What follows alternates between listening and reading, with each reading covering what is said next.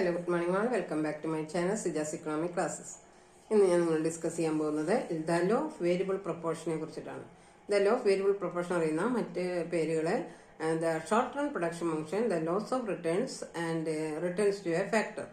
അതായത് law of variable proportion എന്ന് പറഞ്ഞാൽ വിഭേദക അനുപാത നിയമം എന്നാണ് അർത്ഥമാക്കുന്നത്. ഷോർട്ട് റൺ പ്രൊഡക്ഷൻ ഫംഗ്ഷൻ എന്ന് പറഞ്ഞാൽ ഹ്രസ്വകാല ഉൽപാദന ധർമ്മം, ഇത് രണ്ടും ഒന്ന് തന്നെയാണ്. അതുപോലെ ലോസ് ഓഫ് റിട്ടേൺസ് എന്ന് പറഞ്ഞു കഴിഞ്ഞാൽ പ്രത്യേക നിയമങ്ങള്. മൂന്നാമതായിട്ട് റിട്ടേൺസ് ടു എ ഫാക്ടർ, ഒരു ഘടകത്തിന്റെ പ്രത്യയം. ഇതെല്ലാം അറിയപ്പെടുന്നത് ലോ ഓഫ് വേരിയബിൾ പ്രൊപ്പോർഷൻ എന്ന് തന്നെയാണ്.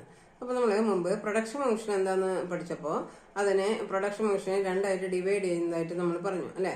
ഒന്ന് ഷോർട്ട് റൺ പ്രൊഡക്ഷൻ ഫംഗ്ഷൻ, രണ്ടാമത്തേത് ഏതാണ് ലോങ് റൺ പ്രൊഡക്ഷൻ ഫംഗ്ഷൻ.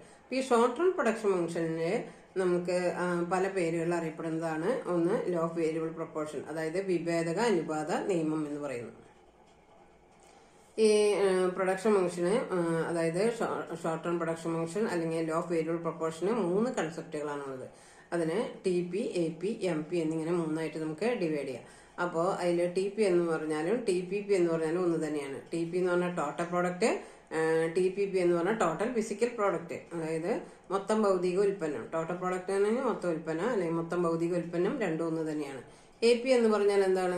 ശരാശരി ഉൽപ്പന്നം, അതായത് ആവറേജ് പ്രോഡക്റ്റ്.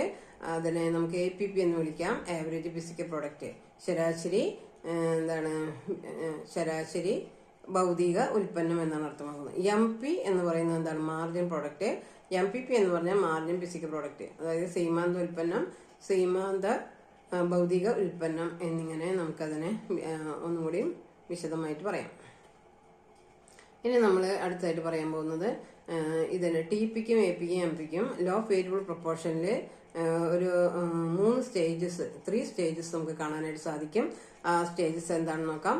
ഒന്നാമത്തേത് നമുക്ക് ഇൻക്രീസിങ് റിട്ടേൺസ് എന്ന് നമുക്ക് പറയാം. എന്താണ് ഫസ്റ്റ് സ്റ്റേജിൽ കാണുന്നത്? ടി പിയും എ പിയും എം പിയും എന്താണ്? ഇൻക്രീസ് ചെയ്യുന്നു.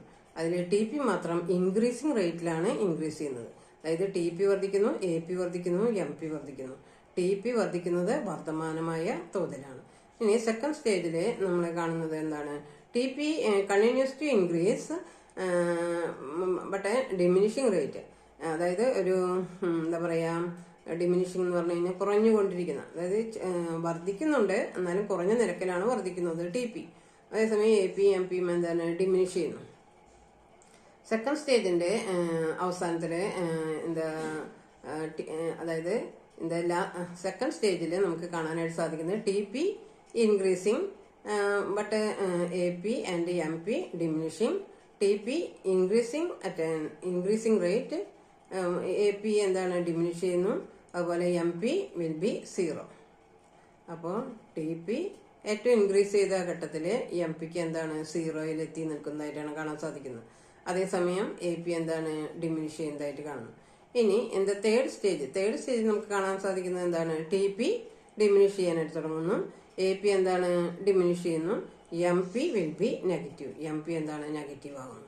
അപ്പോൾ അങ്ങനെ 3 ഘട്ടങ്ങളാണ് നമുക്ക് കാണാൻ സാധിക്കുന്നത്. ഫസ്റ്റ് സ്റ്റേജിന് നമുക്ക് എന്താണ്? ഇൻക്രീസിങ് സ്റ്റേജ്, ഇൻക്രീസിങ് റിട്ടേൺസ് എന്ന് വിളിക്കാം.